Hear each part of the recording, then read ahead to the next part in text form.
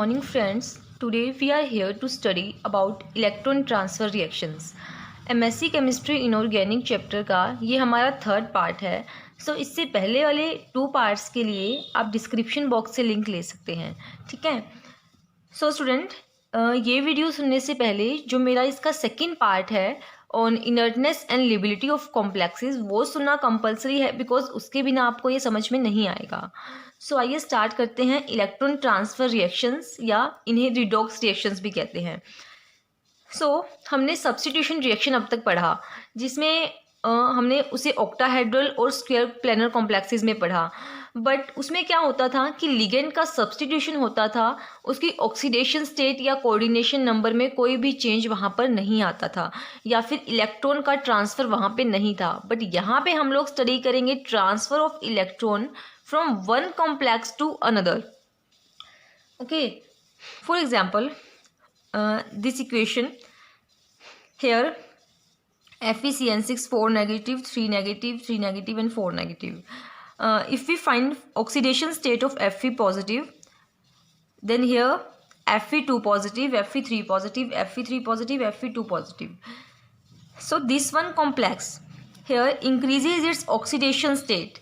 और oxidation state number increase होने का मतलब है कि उस कॉम्प्लेक्स ने अपने इलेक्ट्रॉन्स को लूज़ किया है. ठीक है. ऑक्सीडेशन स्टेट इंक्रीज यानी oxidation means reduce losing of electrons, यानी दिस इज रिड्यूसिंग एजेंट और we can call reductant. And this one complex here oxidation number decreases, so it means it gain electron, so it is oxidizing agent या फिर oxidant. In electron transfer reactions कुछ इसी तरह से एक complex से दूसरे कॉम्प्लेक्स तक इलेक्ट्रॉन का ट्रांसफ़र होता है. Electron transfer reactions are done by 2 mechanisms, outer sphere mechanism and inner sphere mechanism. Firstly, we will discuss inner sphere mechanism. Oxidant and reductant share a ligand in their coordination sphere to form bridge complex. अब देखिए, कोई भी अगर हमारे पास equation है उसमें एक हमारे पास रिडक्टेंट होगा और एक ऑक्सीडेंट होगा. तो जो इनर स्फीयर मैकेनिज्म है उसमें क्या होगा, जो ऑक्सीडेंट और रिडक्टेंट हैं वो आपस में एक लिगेंड को शेयर करेंगे, यानी कि ऑक्सीडेंट रिडक्टेंट का या ऑक्सीडेंट का कोई भी एक लिगेंड आपस में दोनों शेयर करेंगे और वो लिगेंड मिलकर बनाएगा bridge complex. The electron is then transfer through bridging ligand. जो लिगेंड दोनों के साथ शेयर हुआ है, अब इलेक्ट्रॉन का ट्रांसफ़र उसी ब्रिज लिगेंड की हेल्प से होगा. ठीक है स्टूडेंट्स, अभी एग्जाम्पल करेंगे तो आपको ये बहुत अच्छे से समझ में आ जाएगा. इनर स्फीयर मैकेनिज्म के लिए कुछ कंडीशंस हैं दैट अगर ये कंडीशंस होंगी तभी जो इलेक्ट्रॉन ट्रांसफ़र है वो इनर स्फीयर मैकेनिज्म से होगा. ठीक है. First condition is one complex is labile and other is inert. जो 2 कॉम्प्लेक्सेस स्टार्टिंग में रिएक्शन में होते हैं उनमें से एक कॉम्प्लेक्स लिबाइल होना चाहिए और दूसरा इनर्ट होना चाहिए, because electron transfer take place from inert to labile. Second condition, inert complex should have one ligand.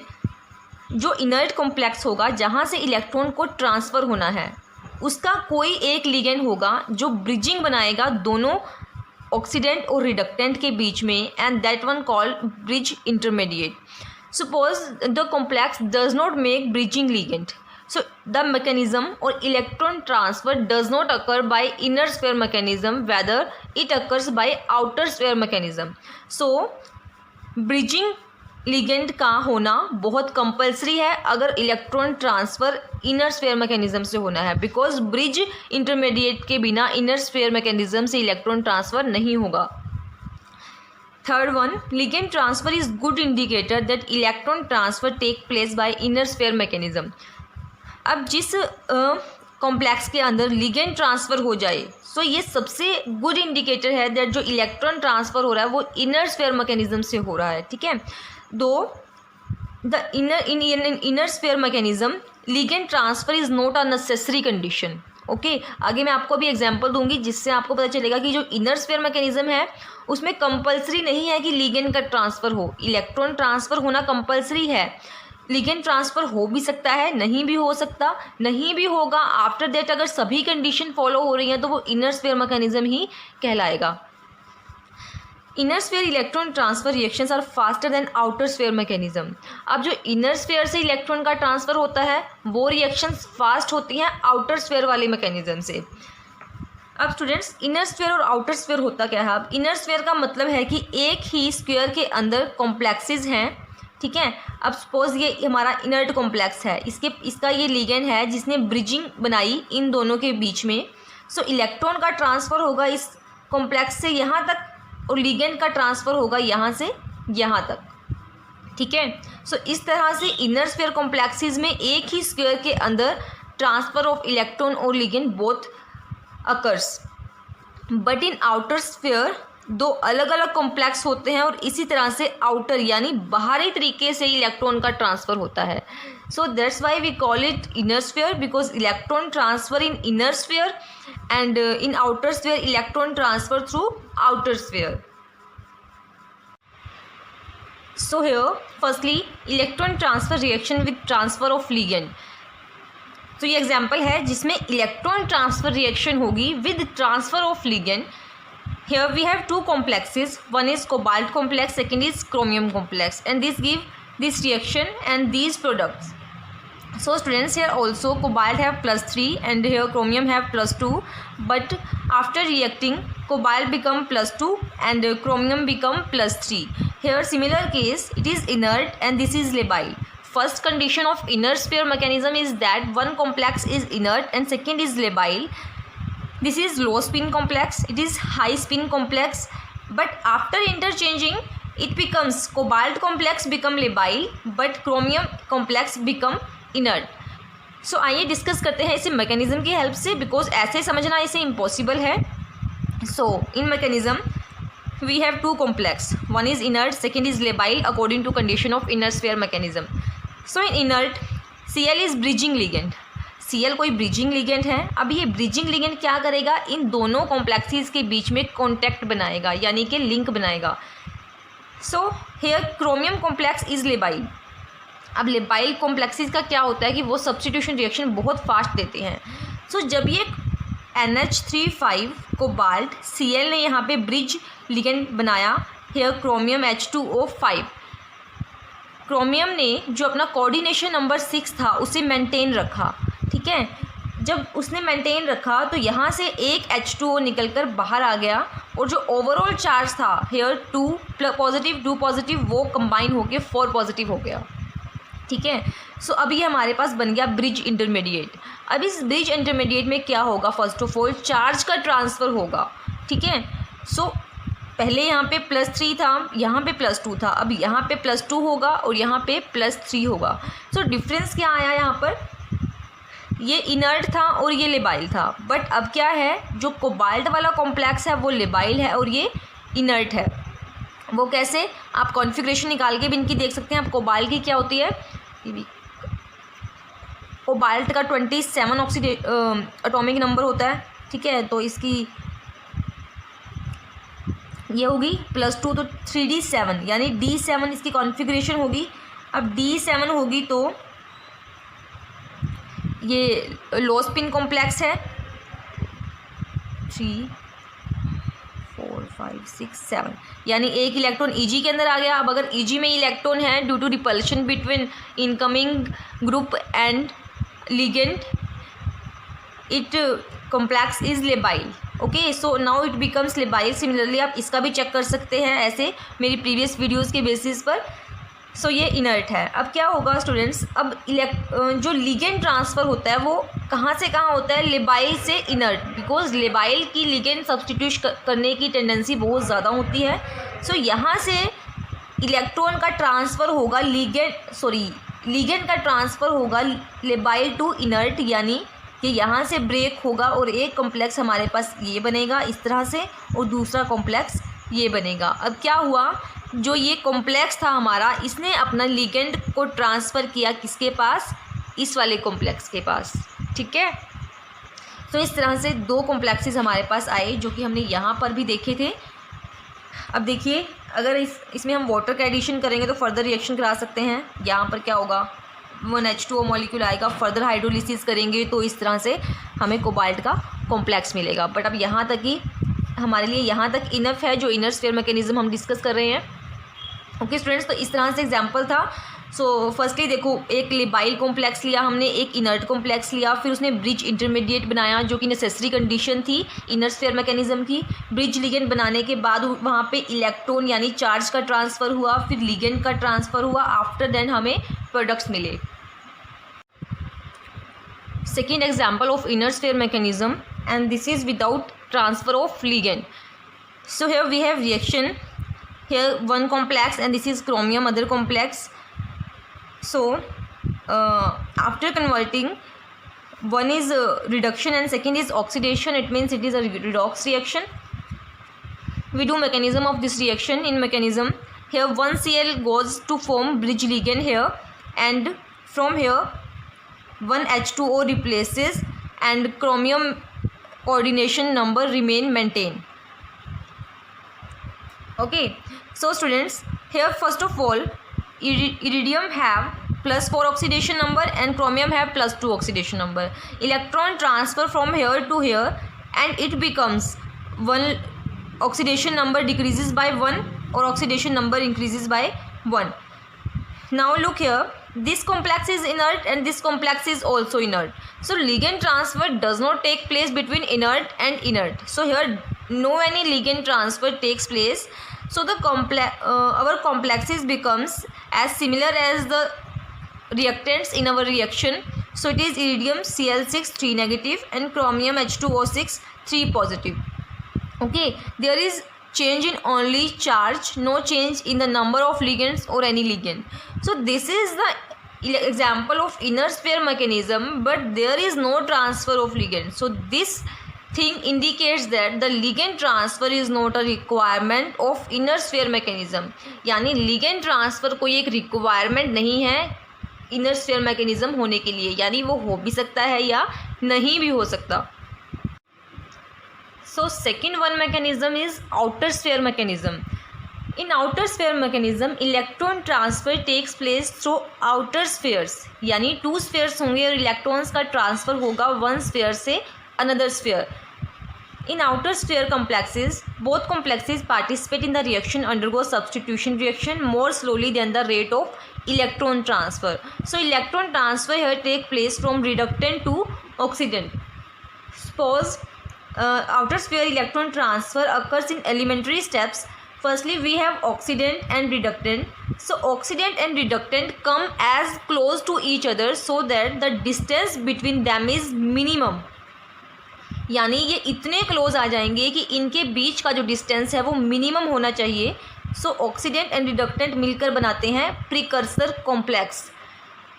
In second step, this precursor complex gets activated and after activation reorganization of solvent molecules take place, and reductant which loses electron gain positive charge and oxidant which gain electron have negative charge. Now this one ion pair is dissociated into products and this will become oxidant minus plus reductant plus. Okay students, so first of all ये इतने close आएंगे यानी इनके बीच का distance minimum होगा, बनाएंगे precursor complex. फिर ये प्रिकर्सर कॉम्प्लेक्स एक्टिवेट होकर देगा हमें कुछ इस तरह से रीऑर्गेनाइजेशंस. आफ्टर दैट ये डिसोसिएट हो जाएंगे आयन पेयर्स के अंदर, यानी यही हमारे पास प्रोडक्ट होगा. अब आइए रीड करते हैं कुछ इसके फीचर्स. जैसे कि इनर स्फीयर मैकेनिज्म के थे, तो आउटर स्फीयर मैकेनिज्म होने के लिए क्या क्या कंडीशंस होनी कंपल्सरी हैं. So first of all, both reactant should be kinetically inert, कि जो दोनों कॉम्प्लेक्सेस हमें दिए हुए हैं वो काइनेटिकली इनर्ट होने चाहिए. ओके, सो ये पहले हम लोग पढ़ चुके हैं काइनेटिकली क्या होता है, इनर्ट क्या होता है, वो आप प्रीवियस वीडियोज़ में देख लेंगे. If both oxidant and reductant are labile, अगर ऑक्सीडेंट और रिडक्टेंट दोनों लेबाइल हैं तो वहाँ पर पॉसिबिलिटी क्या हो सकती है कि जो इलेक्ट्रॉन का ट्रांसफ़र है वो pi star of reductant to pi star of oxidant हो सकता है. तब हम बोल सकते हैं कि जो रिएक्शन है वो आउटर स्फीयर मैकेनिज्म से प्रोसीड हो रही है. ठीक है, जैसे कि ये हमारे पास एग्जांपल है, ये दोनों कॉम्प्लेक्सेस लेबाइल हैं. अब यहाँ पर एक कॉम्प्लेक्स सपोज रिडक्टेंट है और दूसरा ऑक्सीडेंट है, तो जो इलेक्ट्रॉन का ट्रांसफ़र होगा वो होगा reductant to oxidant. After then हमें प्रोडक्ट्स यहाँ पर मिलेंगे. अब फर्स्ट कंडीशन क्या थी कि या तो दोनों कॉम्प्लेक्सेस लेबाइल हों, but second is if both reactants are inert. अगर दोनों रिएक्टेंट्स इनर्ट है सो जो क्लोज अप्रोक्सीमेशन होगा दोनों मेटल आयंस का वो इम्पॉसिबल है, बिकॉज दो इनर्ट कॉम्प्लेक्सेस आपस में इतने क्लोज नहीं आ सकते। सो इलेक्ट्रॉन ट्रांसफ़र जो होगा वो या तो टनलिंग या फिर आउटर स्फीयर मैकेनिज्म से होगा, इनर स्फीयर मैकेनिज्म से नहीं होगा। So rate of electron transfer depends upon the electron to tunnel through the ligand. अब स्टूडेंट्स देखिए मेन पॉइंट, जो इलेक्ट्रॉन ट्रांसफ़र है अगर वो T2G ऑर्बिटल से T2G में हो रहा है या फिर EG sigma star to EG sigma star है, सो इनमें क्या डिफरेंस है, किस में रिएक्शन फास्ट होगी और क्यों होगी। तो देखिए जब इलेक्ट्रॉन का ट्रांसफ़र हो रहा है T2G pi star of reductant to T2G pi star of oxidant, so यहाँ पर इलेक्ट्रॉन ट्रांसफ़र बहुत फास्ट होगा, बिकॉज जो T2G ऑर्बिटल्स होते हैं वो बिटवीन द एक्सिस लाई करते हैं, यानी इलेक्ट्रॉन जो इनकमिंग लिगेंड है उसकी वजह से इनमें कोई भी रिपल्शन क्रिएट नहीं होती, यानी शील्डेड नहीं होते ये, दैट्स वाई शील्डेड नहीं होते। सो इलेक्ट्रॉन का ट्रांसफ़र है वो इजी हो जाता है। और इलेक्ट्रॉन का सेकेंड रीज़न इसका ये भी है कि जो बॉन्ड लेंथ है ml बॉन्ड लेंथ उसमें भी कोई चेंज नहीं आता, that's why T2G to T2G electron transfer is very fast, but electron transfer in EG to EG is slow because this is EG orbital and it is shielded by incoming ligands. Due to shielding, due to repulsion, the bond length of ml bond increases. Increasing bond length means weakness of bond, so electron transfer here is not a easy task and it is slow process in EG to EG and fast in T2G to T2G. Next one, very important point, electron transfer is faster between complexes have pi acceptor ligands than have purely sigma donor ligands. So ये भी हमने first video में पढ़ा था कि जो पाई acceptors ligands होते हैं वो ये होते हैं, पूरी सीरीज़ मैंने आपको दी थी। इनमें जो इलेक्ट्रॉन ट्रांसफ़र है वो फास्ट है बट सिग्मा डोनर्स में स्लो है। ऐसा क्यों है, बिकॉज जो पाई एक्सेप्टर्स होते हैं इनके पास एक एम्प्टी पाई ऑर्बिटल होता है। सो मेटल से ये क्या करते हैं, अपने मेटल से फर्स्ट ऑफ ऑल जो लिगेंड है वो मेटल को डोनेट करता है, आफ्टर दैट इसका एम्प्टी ऑर्बिटल होने की वजह से मेटल अपनी बैक डोनेशन यहाँ पर देता है। सो बैक डोनेशन देता है मीन्स पाई ऑर्बिटल एम्प्टी है तभी वो अपना बैक डोनेशन दे पा रहा है, यानी एम्प्टी ऑर्बिटल ईजिली इलेक्ट्रॉन को गेन कर लेगा, that why electron transfer is faster in pi acceptor ligands but no any condition take place in sigma donor ligands, so electron transfer is slow in these cases. Next one important point is, so जो outer sphere mechanism के points हैं वो सभी बहुत important हैं। Electron transfer between high spin and low spin complexes is slow. अब suppose हमारे पास एक हाई स्पिन कॉम्प्लेक्स है और एक लो स्पिन कॉम्प्लेक्स है, तो इन दोनों के बीच इलेक्ट्रॉन का ट्रांसफ़र स्लो होगा। क्यों होगा वो भी देखेंगे। तो हाई स्पिन, अब देखो EG to EG electron transfer होता है या T2G टू T2G, यानी T2G में तो फास्ट होता है, इसमें स्लो होता है। But suppose T2G to EG transfer हो तो वो उससे भी स्लो होगा, यानी तभी ये बोल रहे हैं कि जो हाई स्पिन और लो स्पिन कॉम्प्लेक्सेस हैं उनमें इलेक्ट्रॉन का ट्रांसफ़र स्लो होता है। जैसे कोबाल्ट 2 पॉजिटिव D7 कॉन्फ़िगरेशन, ये हमारे पास हाई स्पिन है, ये लो स्पिन है। इसमें जब हम फिलिंग करेंगे तो हाई स्पिन में पहले फिलिंग होती है ऊपर, आफ्टर देन पेयरिंग शुरू होती है। लो स्पिन में पहले ही पेयरिंग होती है फिर ऊपर फिलिंग होती है। अब देखिए यहाँ पे इलेक्ट्रॉन ट्रांसफ़र कहाँ से कहाँ होगा, इसके T2G से इसके EG में होगा, ठीक है। सो इलेक्ट्रॉन ट्रांसफ़र अब ये या फिर EG से EG में होगा। सो इलेक्ट्रॉन ट्रांसफ़र यहाँ पे क्या है, स्लो है, बिकॉज एक हाई स्पिन कॉम्प्लेक्स है और एक लो स्पिन कॉम्प्लेक्स है। दैट्स वाई ये कंडीशन है कि या तो दोनों हाई स्पिन कॉम्प्लेक्स हो या फिर लो स्पिन हो। अगर एक हाई स्पिन और दूसरा लो स्पिन है तो इलेक्ट्रॉन ट्रांसफ़र वहाँ पे बहुत स्लो होगा। Next is outer sphere mechanism में कोई भी बॉन्ड ब्रेक नहीं होता या कोई बॉन्ड बनता नहीं है। देखिए जैसे यहाँ पे है, जो कॉम्प्लेक्सेस रिएक्टेंट्स में है वही प्रोडक्ट में है, यानी कोई किसी भी बॉन्ड का ब्रेकेज या फॉर्मेशन नहीं हुआ। Cross reaction are faster than self exchange reaction. अब क्रॉस रिएक्शन किसे बोलते हैं? देखिए सेल्फ एक्सचेंज तो ये है कि यहाँ पे भी मेटल आयन आयरन है और यहाँ पे भी, बट अगर ये मेटल आयन डिफरेंट हो जाए, यानी यहाँ पर आयरन है या यहाँ पे कुछ और है, तो उसे बोलेंगे क्रॉस रिएक्शन। अब क्रॉस रिएक्शन फास्ट क्यों है? बिकॉज क्रॉस रिएक्शन में केमिकल रिएक्शन होता है दो के बीच का। अब सेल्फ एक्सचेंज में क्या है, कुछ भी बॉन्ड का ब्रेकेज या फॉर्मेशन नहीं हो रहा, ठीक है, तो मतलब जो रिएक्टेंट थे वही प्रोडक्ट है, यानी कोई केमिकल रिएक्शन यहाँ पे नहीं हो रहा। बट क्रॉस रिएक्शन के केस में केमिकल रिएक्शन होता है, that's why cross reactions have faster electron transfer than self exchange reactions. So overall outer sphere mechanism को हम लोग समराइज करते हैं। देखिए ये दो कॉम्प्लेक्स हमारे पास हैं। अब कंडीशन क्या थी कि या तो दोनों लेबाइल हों या दोनों इनर्ट हों। अब यहाँ पे दोनों इनर्ट हैं, ठीक है, लो स्पिन कॉम्प्लेक्सेस हैं because it is strong field ligand. Configuration मैंने इनकी राइट की है, दोनों इनर्ट हैं, बॉन्ड लेंथ इनकी कंपेरेबल है, बिल्कुल माइनर सा डिफरेंस है, ठीक है, बॉन्ड लेंथ कंपेरेबल है। अब इलेक्ट्रॉन का ट्रांसफ़र देखिए T2G से T2G में ही होगा, जो कि वेरी फास्ट होता है, ठीक है। अब CN जो है वो पाई एक्सेप्टर लिगेंड्स हैं, यानी इससे भी फास्ट होगा, ठीक है। सो this is also low spin, this is also low spin, so low spin to low spin electron transfer is very possible. So these are the some conditions for outer sphere mechanism. So students, inner sphere और outer sphere mechanism के almost सभी main points हम लोग discuss कर चुके हैं। सो इस chapter के ऑलमोस्ट जो इम्पोर्टेंट टॉपिक्स थे वो सब कवर हो चुके हैं। अगर कुछ थोड़े बहुत बचे हैं तो वो मैं कवर करवा दूंगी आपको, ठीक है। सो इनके हैंड रिटन नोट्स के लिए प्लीज़ मेरे टेलीग्राम चैनल को ज्वाइन करिए, प्रभ केमिस्ट्री टिप्स के नाम से है। वहाँ पे आपको सभी हैंड रिटन नोट्स इनके मिलेंगे। फर्दर जो MSc chemistry full 2 years notes के लिए एक और टेलीग्राम चैनल है, उसको आप ज्वाइन करिए, ठीक है स्टूडेंट्स। तो आपको मतलब सभी नोट्स मैं प्रोवाइड करूँगी, बस आप सपोर्ट करते रहिए और इसी तरह से मेरी वीडियोज़ को देखते रहिए। Thank you so much for watching.